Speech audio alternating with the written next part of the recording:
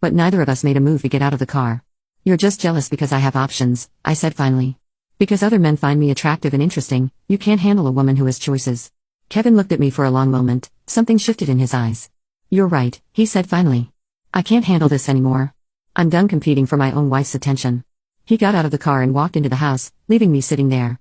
My righteous indignation slowly gave way to an unfamiliar feeling of dread. Inside, I found Kevin pulling a suitcase from our closet. What are you doing? I asked, panic rising in my throat. What does it look like?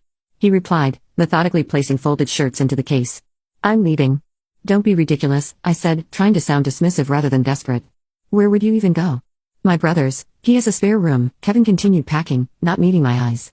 Over one stupid dinner, one joke that didn't land, you're overreacting, I said. He stopped then and looked at me directly. This isn't about tonight, Layla. Tonight was just the final straw. This is about years of you making me feel like I'm not enough, like I'm some placeholder until something better comes along. That's not true, I protested, but my voice lacked conviction. Isn't it? He challenged. When was the last time you treated me with respect? When was the last time you were actually happy to see me? When was the last time you chose me over them? I had no answer. Kevin zipped up his suitcase. I hope your options make you happy, he said and walked out the door.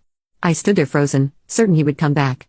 This was just a dramatic exit, a power play. He'd cool off and return, and we'd have another argument, and eventually things would go back to normal. But he didn't come back, not that night, not the next day. I called in sick to work, unwilling to face my colleagues after what had happened. Instead, I texted Dr. Matthews, who had always been the most flirtatious with me. His response was immediate and predictable. He offered to come over to check on me. When he arrived, there was no pretense of friendship. We barely spoke before ending up in my marital bed. It was exciting, forbidden, and completely empty afterward. As he quickly dressed to leave, I realized this had always been his only interest in me. Over the next few days, I discovered how quickly options can disappear. Dr. Matthews stopped responding.